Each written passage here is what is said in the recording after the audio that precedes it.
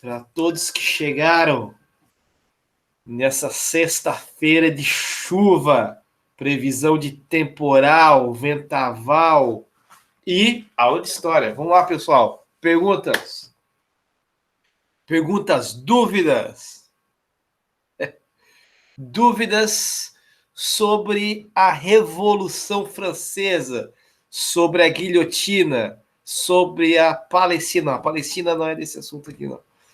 Sobre a queda da Bastilha, sobre os revolucionários, sobre os girondinos, sobre os jacobinos. Eu quero dúvidas, pessoal. Vamos tirar. Ô, Rafael caiu no buraco negro, mas já apareceu novamente. Rafael Debrida, que tinha escorregado para outra sala, mas ele retornou à nossa sala virtual. Está acontecendo alguma coisa com a conexão do Rafael. Gente fina, a Alice já está aqui, a Mabre, Rafael, 12 pessoas. Eu não consigo ativar o áudio. Ah, tá lá, Rafael, vamos lá. Ativa o áudio aí. Não consegue, nem a câmera. Eita, computador em pane. Danilo Pereira. Alan, vamos lá, galera. Perguntas, dúvidas. Com essa chuva aí tem que perguntar. Será que tem bolo? Será que vão fazer bolinho de chuva para comer hoje? Não, não.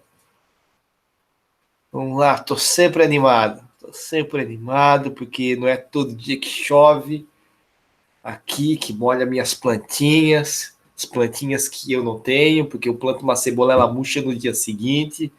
E aí a gente vai. Vamos lá. Pergunta, deixa eu olhar aqui o chat. Lauana, eu não lembro se eu recebi as tuas atividades. Mandasse quando, Lauana, essas atividades? Mandasse hoje? Até ontem eu tinha visto Lauana, as atividades da Lauanas. Vamos ver. Tem uma atividades aqui, mandasse que horas? Vamos ver se é a tua que está aparecendo aqui. Haha! Recebi. Está aqui, estou olhando para elas. Estou olhando para a tua, para a da Leandra. Essa atividade 4, tá certo. Sim, senhoritas, recebi.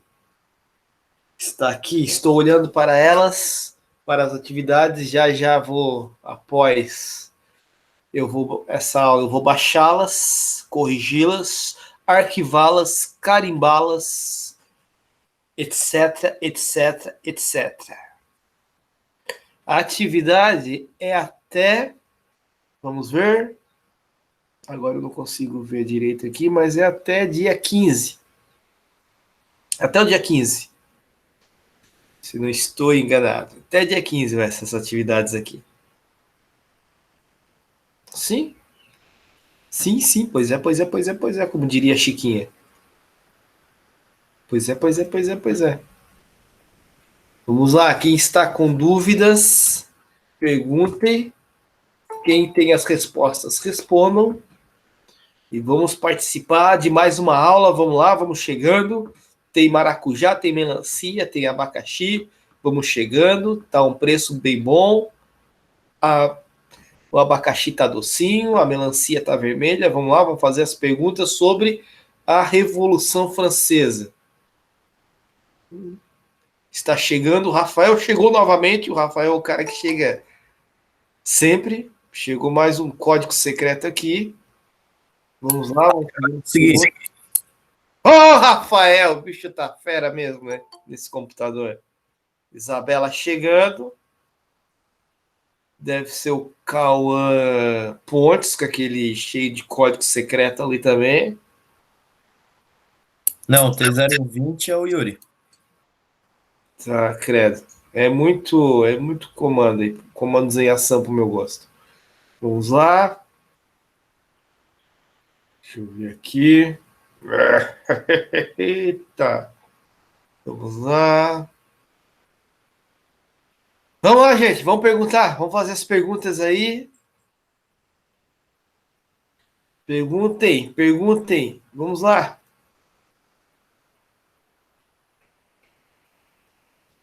A agenda está até o dia 15, é isso mesmo, gente. Até o dia 15 é para as atividades até o dia 15, mas já façam, porque daí você já vem com as perguntas aqui, a gente já responde, já comenta, já debate sobre a Revolução Francesa. Todos assistiram a videoaula?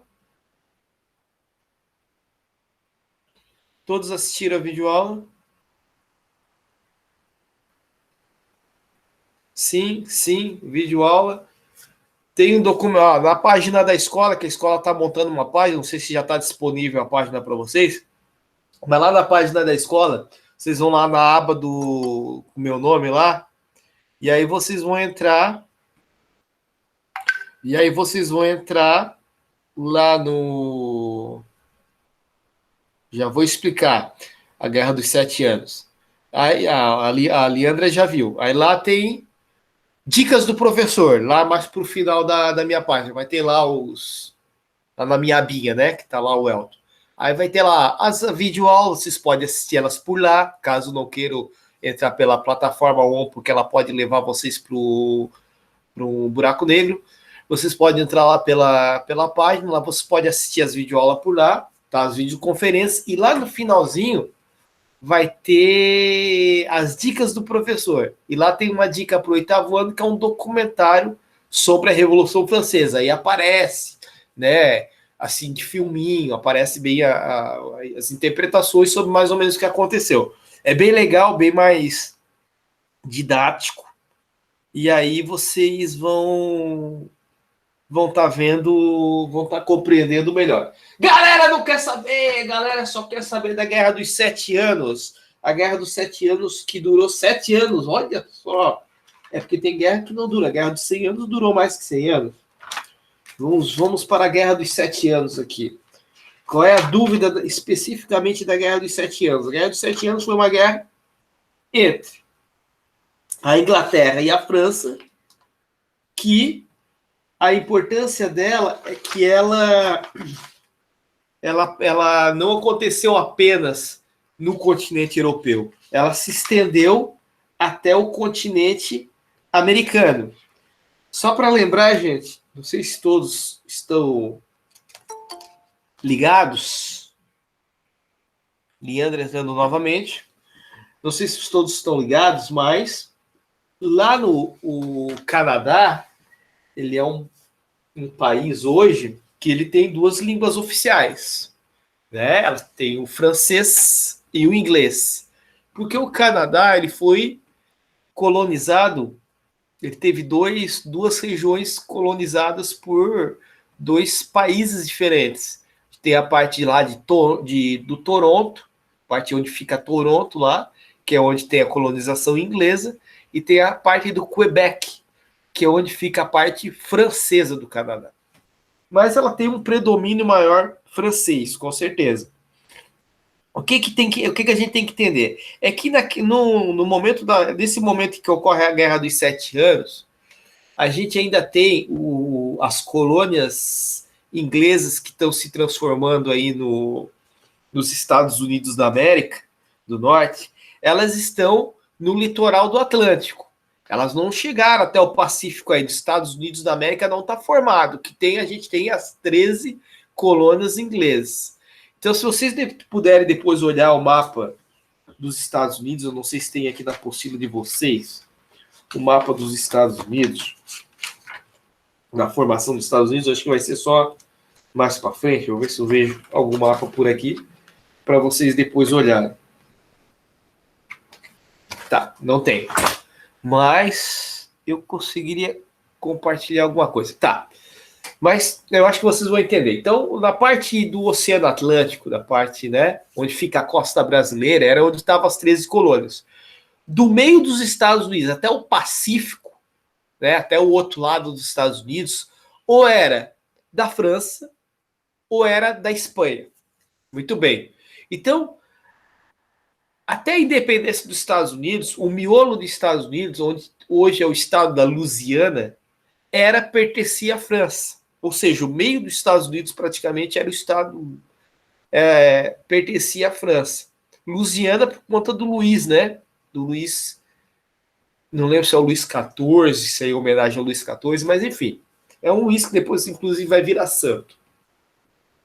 E aí, e até hoje, os Estados Unidos mantém esse estado com esse nome, que na verdade foi os franceses, que era uma região povoada por franceses, colonizada por franceses naquele momento. E acontecia a mesma coisa com o Canadá, só que o Canadá é uma região mais fria, menos desenvolvida, etc. Acontece quando a Inglaterra e a França, que tem tretas históricas, né, por conta ali das sucessões de coroa, de dinastia, é só o Canal da Mancha ali que divide a Inglaterra da França.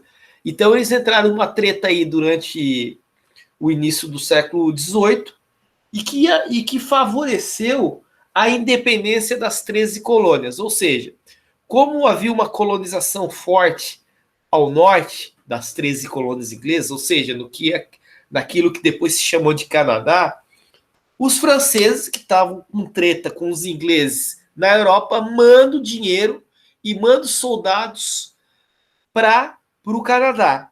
E também mandam dinheiro e mandam soldados para ajudar os colonos ingleses, os colonos das 13 colônias, a fazerem a independência em relação à Inglaterra.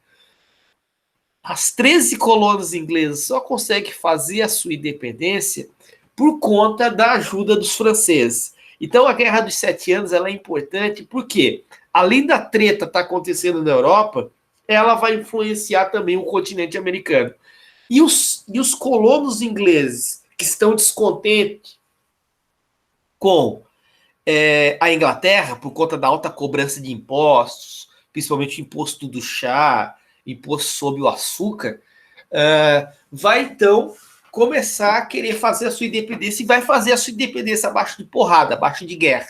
Então vai acontecer lá, antes da Revolução Francesa, em 1776, as 13 colônias inglesas proclamam a independência e também a República, que vai ser conhecida como Estados Unidos da América do Norte. Então a Guerra dos 7 Anos ele tem essa faceta, certo? Entenderam? Entenderam o contexto da Guerra dos 7 Anos? Muito bem. Perguntas, além da Guerra dos 7 Anos. Além da Guerra dos 7 Anos, vamos lá, mais perguntas. Claro que tem um monte de coisa ali que envolve a Guerra dos 7 Anos. Tem sucessão dinástica, tem um monte de detalhe, mas que não entra, que não é o caso para a gente detalhar aqui para o nosso estudo, certo? Perguntas, vamos lá, eu quero saber de dúvidas.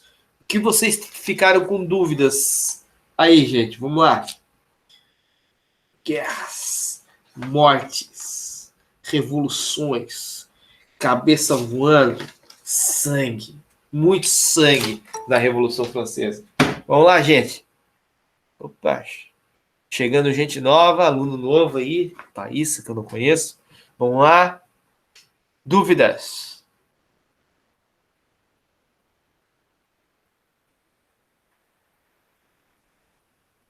Sim, foi o que eu acabei de dizer, né? Na aula tá falando que na Guerra dos 7 Anos os Estados Unidos ficou independente. Claro, acabei de falar isso.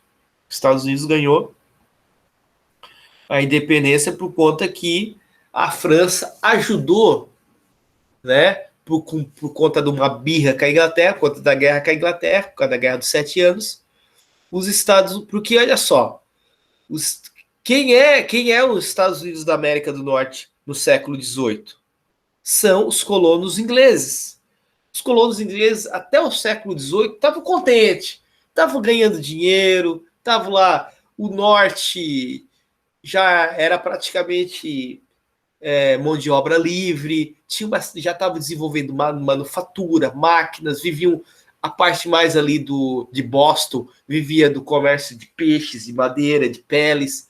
A parte sul das 13 colônias, as Virgínias e as Carolinas, viviam praticamente da mão de obra escrava, com a plantação de algodão e fumo, no qual eles exportavam para a Europa. Então eles estavam de boa. O problema foi no momento em que a Inglaterra começou a perder dinheiro Então começou a cobrar, aumentar os impostos dos colonos ingleses. Começaram a cobrar impostos do chá, que era exportado, e também vinha muitas vezes da Índia para as próprias colônias. E começou também a ter uma taxação em cima do selo. Qualquer produto que saísse das 13 colônias inglesas teria que ter um selo. Esse selo começou a ser cobrado. Claro, o selo nada mais é, né? Esse selo, inclusive de carta, né? Já mandaram carta para suas namoradas e para seus namorados. Esses selos que são colocados, eles são, na verdade, uma forma de imposto para cobrar, para mandar, né? Para transportar de um lugar para o outro. Então, todo esse conjunto de impostos em cima dos colonos ingleses fez com que eles pensassem na independência. E, com o passar do tempo, conforme a Inglaterra ia apertando o cerco contra os seus colonos lá na Nova Inglaterra, que era assim que eles chamavam antes dos Estados Unidos ser independente, Nova Inglaterra,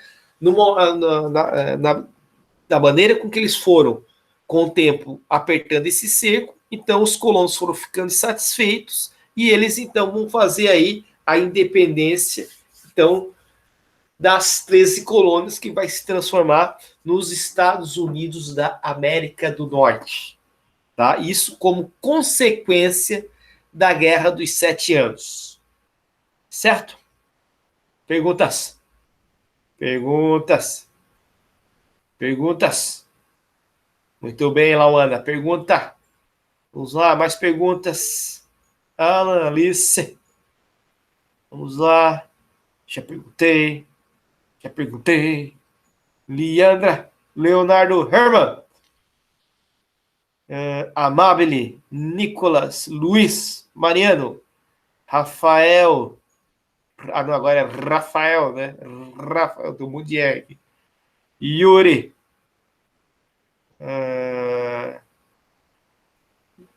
Thaísa Flores. Deve ser quem é essa? Deve ser Manuela? Deve ser Manuela, né? Thaísa deve ser Manuela. Sem perguntas. Isabela Flores, está certo. Me confundi com os sobrenomes. São muitas flores nesse jardim. Vamos lá, gente. Perguntas. Perguntas, dúvidas, Revolução Francesa. Vamos lá, vou fazer um apanhado geral então daqui a pouco da Revolução Francesa, então. Vamos lá, vou esperar mais algumas perguntas aqui no chat, ao vivo. Ao vivo, se você está ao vivo aqui, dê um like, dê uma curtida. Não é assim que os youtubers falam? Vamos lá, gente. Perguntas? Vamos para as perguntas. Vamos lá. Então, ó, vamos falar um pouquinho da Revolução Francesa. Eu já falei. Se inscreve no canal. Se inscreve no canal, dê o seu joinha. Compartilha com seus amigos. Com aquele cara que não sabe nada de Revolução Francesa. Para aquele cara que tá louco para botar a cabeça numa guilhotina. Compartilhe esse canal. E aí? Já vou ganhar uns 200 mil seguidores depois dessa propaganda, né? Galera, aqui, vamos lá. Vamos falar um pouquinho da Revolução Francesa, então. Falar um pouquinho da Revolução Francesa. Então, o contexto da Revolução Francesa, a preparação da Revolução Francesa, praticamente a gente falou bastante. Quando a gente falou lá do Iluminismo.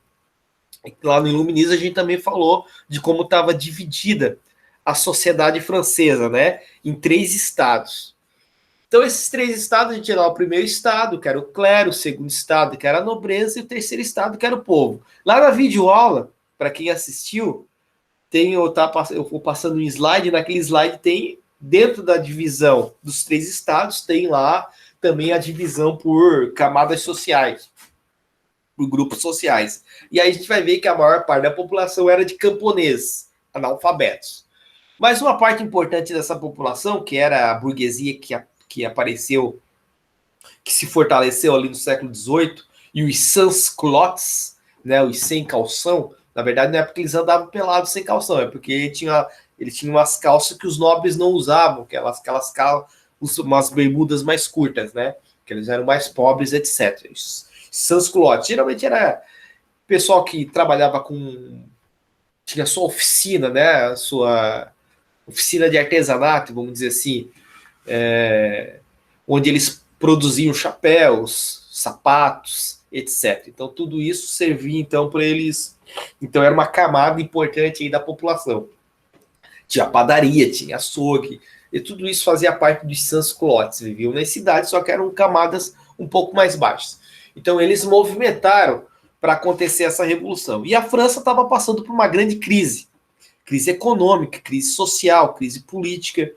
E o rei, Luís XVI, estava lá no Palácio de Versalhes, lá, fingindo que não era com ele. Pô, ele era o rei e o bicho estava pegando, a população estava passando fome, a crise estava grande e o rei estava lá nos seus quartos, com as suas sapatilhas, com as suas perucas, né? Não sabia, hoje eu vou colocar essa minha peruca prateada, amanhã eu vou colocar minha peruca cobreada e assim por diante. Então ele só queria saber da sua aparência, assim como a sua excelentíssima esposa rainha.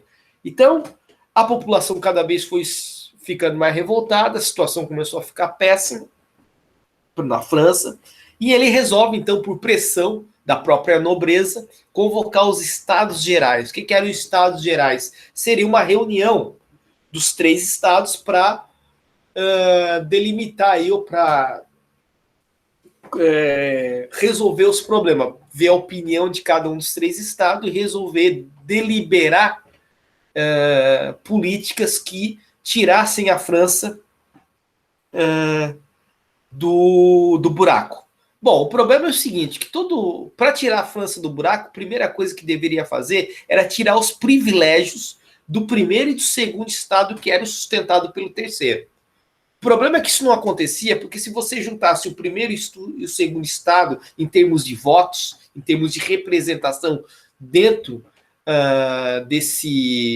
dessa Assembleia de Estados, o terceiro estado sempre perdia. Então não dá para fazer grandes mudanças.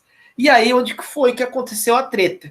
O terceiro estado, com o tempo, foi se reunindo, foi se organizando, como ele é a maioria da população, foi se organizando fora e monta uma Assembleia Constituinte. Ao montar uma Assembleia Constituinte, eles forçam, então, a França, ao sistema político francês, a adotarem uma Constituição. E impõe essa Constituição ao rei.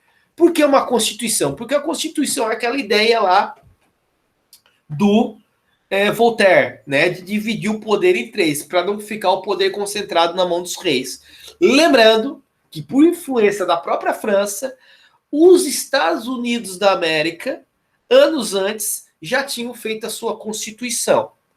Lá, quando eles proclamam, então, a independência, quando eles fazem a sua independência. Em 1776, eles já transformam os Estados Unidos da América numa república e logo após eles fazem a sua Constituição, só que eles têm, na própria Declaração de Independência dos Estados Unidos, a base da Constituição futura do próprio país. Mas vou voltando à França. Então, a França faz uma Constituição, deixa o rei governar, porém com poderes limitados, porque ele está dividindo o poder em 3, deixa o rei governar, só que o rei fica conspirando. Eu vou fugir! Eu vou entrar numa carroça. E aí ele se veste de mulher, entra numa carroça e tenta ir em direção à Prússia. A Prússia que depois, mais tarde, séculos depois, um século depois, vai se transformar na Alemanha, vai ajudar aí a transformar a Alemanha. Mas ele vai lá para o lado da Prússia, que é onde tem o reizinho lá da Prússia, que, pensando em chegar na Prússia, pegar o exército da Prússia, voltar para a França e restabelecer o absolutismo, o rei então tenta fugir de Paris, de Versalhes, e vai então tentar aí dar um golpe. Bom, acontece que ele é pego no meio do caminho. Pegando no meio do caminho, traz ele de volta para o palácio, dá uns cascudos nele, e o seguinte, acabou a brincadeira, acabou o negócio de monarquia na França, vamos instituir uma república. Então a França através de uma assembleia, né, agora não mais de estados, mas uma assembleia constituinte com representantes do povo, passam então a formar o que eles vão chamar de um gabinete, vão formar um gabinete, vão ter lá vão montar lá os ministros e vão montar uma república na França. Então, a partir desse momento, a revolução é feita. Claro que essa revolução ela inicia principalmente com o povo na rua, né? Um dos principais símbolos da Revolução Francesa é quando o povo vai para as ruas de Paris e tomam a Bastilha. Quando lá em 14 de junho, né, cai a Bastilha era o símbolo do absolutismo francês. Por quê? Porque era ali que era trancafiado os principais inimigos políticos do rei, era onde estavam as munições da Guarda Real Francesa. Então era o símbolo. Na hora que o povo entra naquilo ali, toca fogo na Bastilha, então a gente tem o marco da Revolução Francesa. Inclusive lá o Alexandre Dumas escreve, né? Se eu não me engano, o Homem da Máscara de Ferro, ele fica preso na Bastilha. Então a Bastilha cai e com isso cai praticamente o absolutismo na França. Então a revolução ela é feita dessa maneira. Bom, aí acontece o seguinte, feita a revolução, terceiro estado é bastante complexo, né? Tem várias camadas sociais aí. A gente tem a maior parte da população que é camponesa, está lá nos campos, faz a revolução, mas não vai participar das atividades políticas, vai continuar pobre do mesmo jeito. Vai ser ter as camadas mais populares das cidades, né?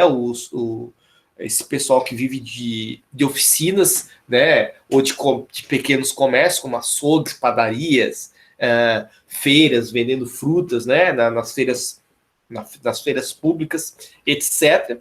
A gente vai ter a média burguesia, média burguesia, que seria médicos, advogados, pequenos proprietários, pequenos comerciantes, né? Médios comerciantes, e nós vamos ter a alta burguesia, que seriam os grandes comerciantes, pessoas, inclusive, que já tinham, sei lá, uma indústria grande, vários engenhos de farinha, por exemplo, de trigo, né? Que eram responsáveis pelo comércio em maior escala dentro da França. Quem são os representantes do povo? Quem consegue, então, se tornar representante do povo? Essa burguesia média e alta. Esses vão formar a Assembleia Constituinte. Esses depois vão formar a Assembleia Geral na França. E aí, gente, por uma questão, obviamente, aqui, nem aquela coisa dos grupinhos na sala de aula, né? Por afinidade, eles vão sentar em lugares mais próximos. Ah, eu sou mais amiguinho desse, sou menos amiguinho daquele, vou sentar mais aqui. Então, lá na França, na Assembleia, a alta burguesia, que vai ter uma afinidade maior entre eles, vão se sentar à direita. E a média burguesia, no caso a baixa burguesia, para eles, vai sentar mais à esquerda. Qual a diferença deles? Bom, uns são mais ricos, outros nem tantos. Os mais ricos vão querer conservar, não vão querer radicalizar muitas coisas. Por quê? Porque eles também não querem radicalizar ao ponto de ter o seu comércio, o seu dinheiro em risco. Exemplo, quando eles fazem a Revolução Francesa, eles pregam liberdade, igualdade e fraternidade. Então eles chegam ao poder querendo isso. Bom, mas liberdade para quê? A França, naquele momento, tem nas suas colônias, tem escravos. Então, quando eles chegam no poder, a primeira coisa que eles falam é o seguinte, olha, temos que acabar com a escravidão nas colônias francesas. A grande burguesia, a alta burguesia que está lá sentada à direita, ela disse, não, vamos acabar com a escravidão, não. Como assim? O nosso comércio, o meu dinheiro, o meu lucro depende do escravo. Se eu mandar os escravos lá da Guiana, ou da Guiana Francesa, que era a principal colônia deles, ou de Madagascar, embora, eu não tenho como trazer os meus produtos para cá, eu não vou deixar de ganhar dinheiro. A média burguesia, que estava sentada à esquerda, que não tinha comércio nas colônias, que o comércio deles era mais restrito ao território francês, devia dizer assim, não, temos que libertar os escravos sim. Ou a nossa bandeira não era igualdade, liberdade e fraternidade? E aí começa a treta entre os dois grupos burgueses que se instalam no poder. Os girondinos, sentado à direita, que politicamente se alinham, eles formam um bloco mais conservador, que não querem mudanças radicais na França, e os jacobinos, que sentam-se à esquerda, que formam um bloco um pouco mais radical, que querem mudanças, né? Ó, nós não chegamos, a gente não fez todo esse furdunço, essa revolução, né? Um monte de gente morreu por conta disso, e agora a gente não vai fazer mudança. Não, a gente vai fazer mudança e acabou. Então, a gente tem então esses dois grupos, os girondinos à direita e os jacobinos à esquerda. A partir da Revolução Francesa, é que se começa a ter na Europa essa ideia então de delimitação de espectro político. Ou seja, pessoas que se ligam mais à esquerda e pessoas que se ligam mais à direita. Nesse sentido, pensando na Revolução Francesa, pensando nesse contexto europeu, a gente sempre diz, pelo menos num contexto geral, historicamente falando, que quem está mais à direita no sentido político é uma pessoa mais conservadora, não quer mudanças muito radicais na sociedade ou num país ou numa determinada cidade ou num determinado estado. As pessoas que estão mais à esquerda, né, elas querem mais mudanças, elas querem maiores transformações, porque isso parte desse pressuposto iniciado lá da Revolução Francesa. É claro que aí entra a história, entra a complexidade histórica, que com o passar do tempo, essas delimitações precisam ser estudadas umas a umas, para a gente ver até que ponto realmente um determinado grupo se situa à esquerda ou se situa à direita, ou está na extrema esquerda, ou está na extrema direita, ou está no centro, e assim por diante. É porque são coisas que têm como base, balizador, essa ideia principal que surge na Revolução Francesa. Então, esses dois grupos, eles vão disputar o poder, e no primeiro momento, quem vai se dar melhor vai ser o grupo dos jacobinos. E os jacobinos são os que realmente querem mudanças na França. E realmente eles vão libertar os escravos nas colônias, vão fazer reforma agrária, vão tirar as terras dos nobres, vão redistribuir essas terras entre camponeses, vão, claro, e entre os próprios burgueses, principalmente, porque essa revolução não vai ter nada de socialista no sentido de distribuir tudo entre as pessoas, ela vai ser bastante limitada, mas os jacobinos vão implantar, então, um regime de transformações mais radicais na França. Esse é o primeiro ponto.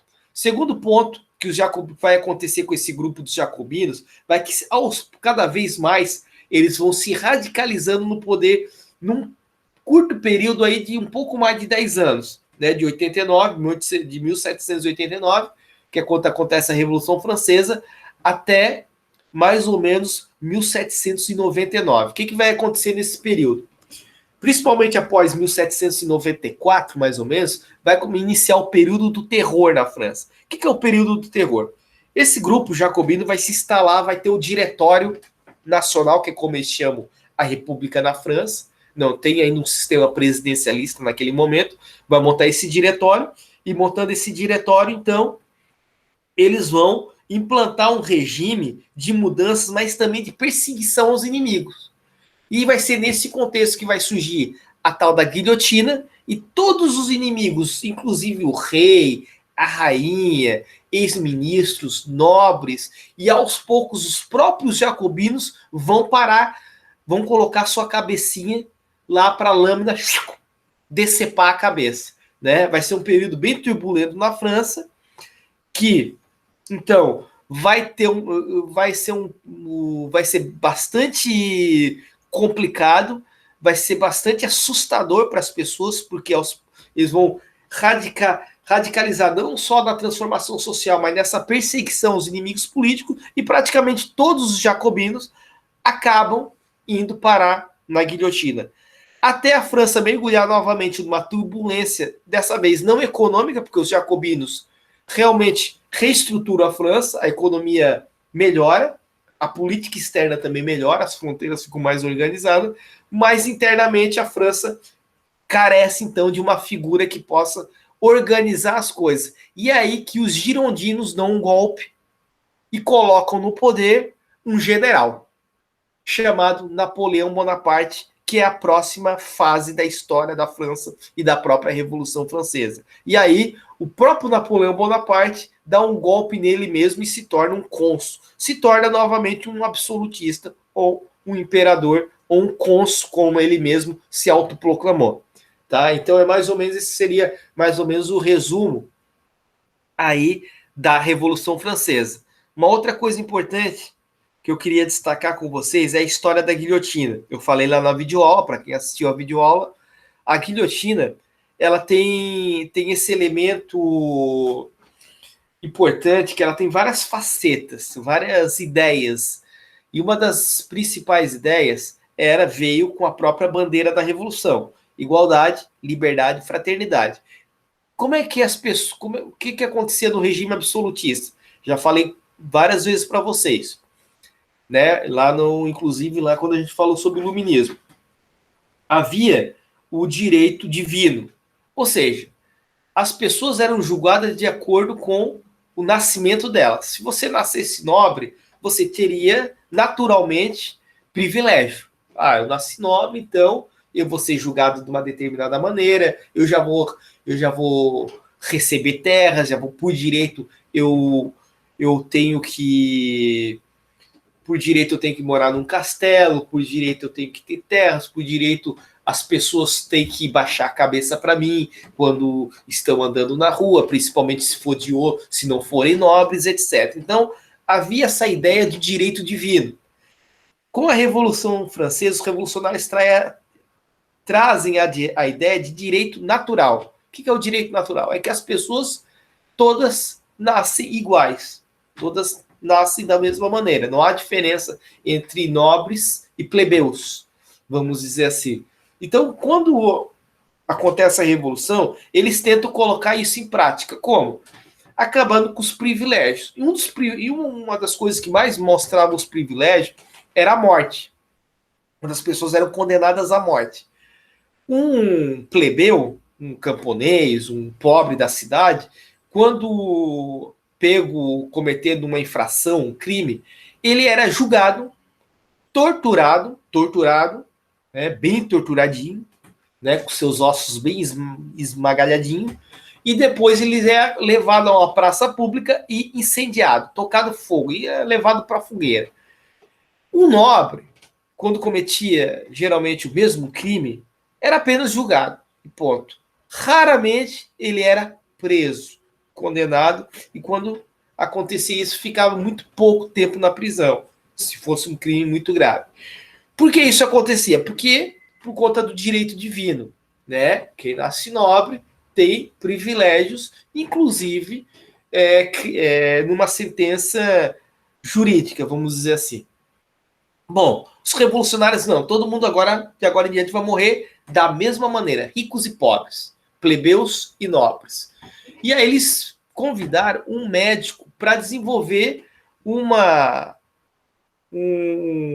maneira para as pessoas que fossem condenadas à morte, né? E esse médico tal do Guilhotin, ele então desenvolve a guilhotina. Mas não era só para as pessoas morrerem da mesma maneira, não era só para acabar com o privilégio.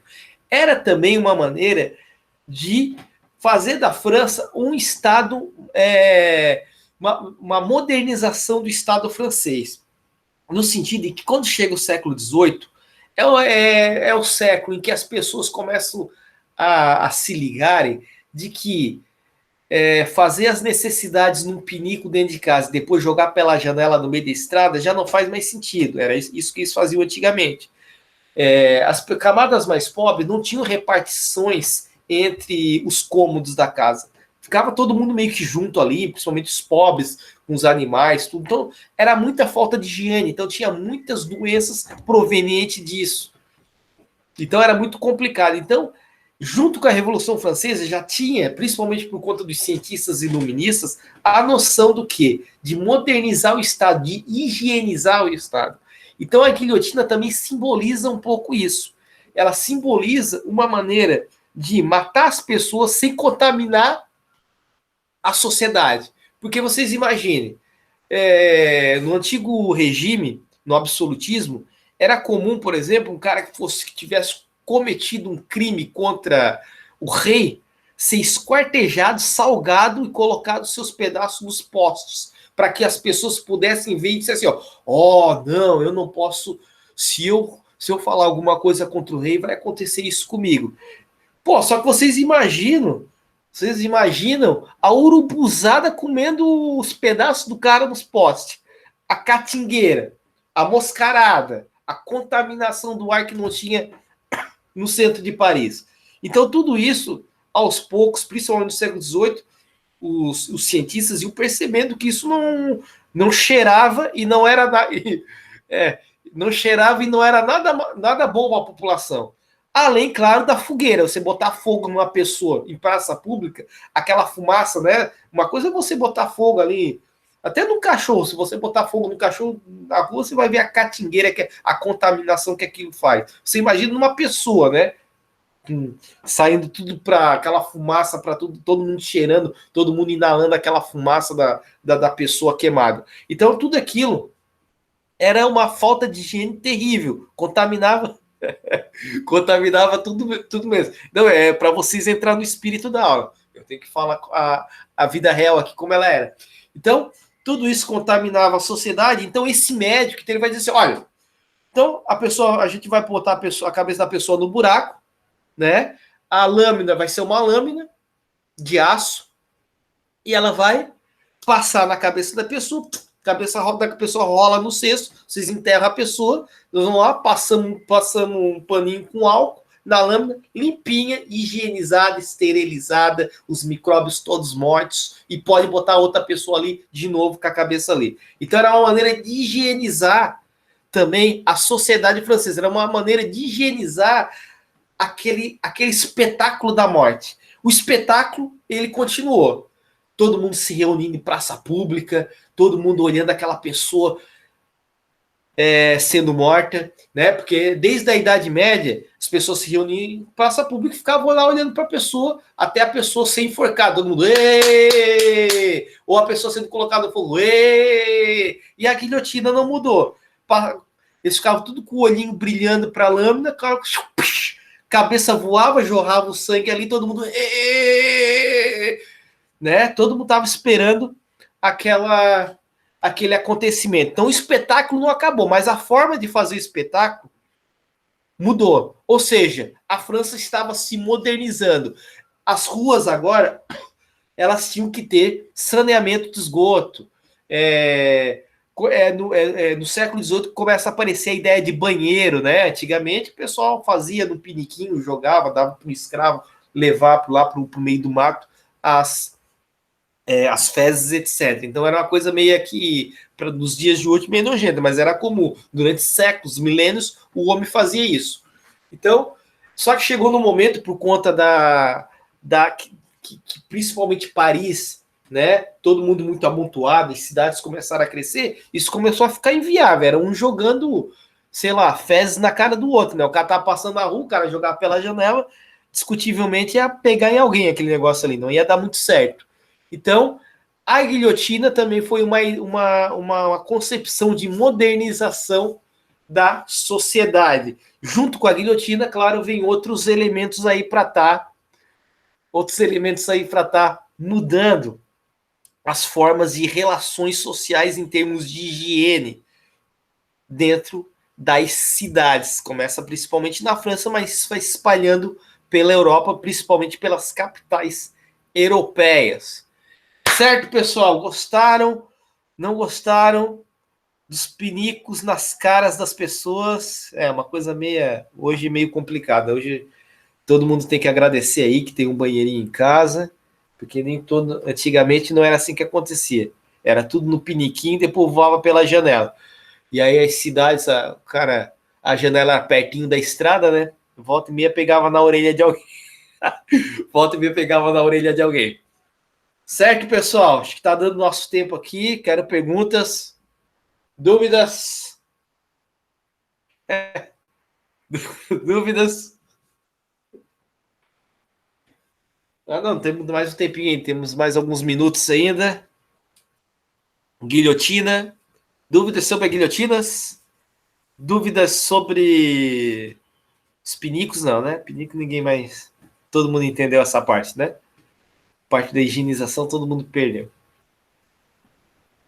Que eu já expliquei para vocês, né? Que se aquelas ruas, antigamente as ruas eram. Hoje as ruas são assim, né? Não sei se vocês conseguem ver. Hoje as ruas são assim, né? O esgoto, a água passa nas beiradas, nos cantos, né? Aí tem as valas aqui no canto. Antigamente as ruas eram feitas assim, ó. Ao contrário, ó, para dentro. Por quê? Porque daí a pessoa jogava as fezes pela janela e as fezes corriam então até o centro, daí ficava no meio da estrada e não ficava cheirando tanto perto da janela. Por isso que as ruas antigamente eram feitas assim. Vocês pegar as cidades históricas, né, lá da Europa, vocês vão ver, ainda que tem essa característica da Idade Média, vocês vão ver que as ruas são para dentro, são encurvadas para dentro, porque não tem sistema de esgoto. Era nojento, mas né? Era assim que eles viviam. Viviam felizes.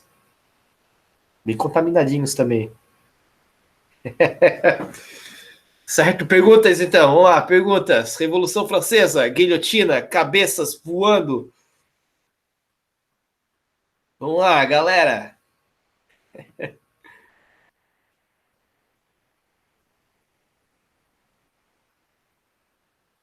O banheiro, na verdade, o banheiro é uma coisa bem recente, gente. O banheiro, assim, ele começa no século XVIII. A descarga mesmo, o banheiro de descarga, se eu não estou enganado, ele é para o final do século XVIII. Não, na verdade, ele é só no século XIX, o banheiro de descarga de água, né? Primeiro aparece aquelas patentes de rua, assim, né? E.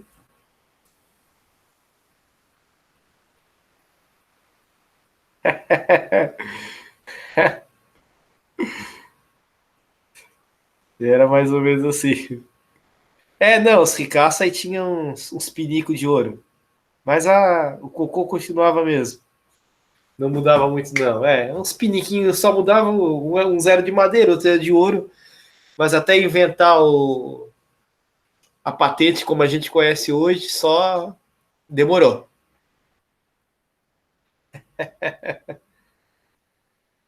Certo, pessoal? Perguntas? Tem dois relógios diferentes aqui. Tá quase, tá quase. Tá quase. Dúvidas? Dúvidas para a gente fechar aqui para vocês partir para a próxima videoaula, para o próximo programa ao vivo. Rafael Debrida, gente fina, que está encarregado por conta dessa chuvinha. Rafael, só perguntou, pera. Leandra. Ah, não tem mais hoje. Ah, hoje vocês estão de boa, então. Ah, vocês estão de boa mesmo.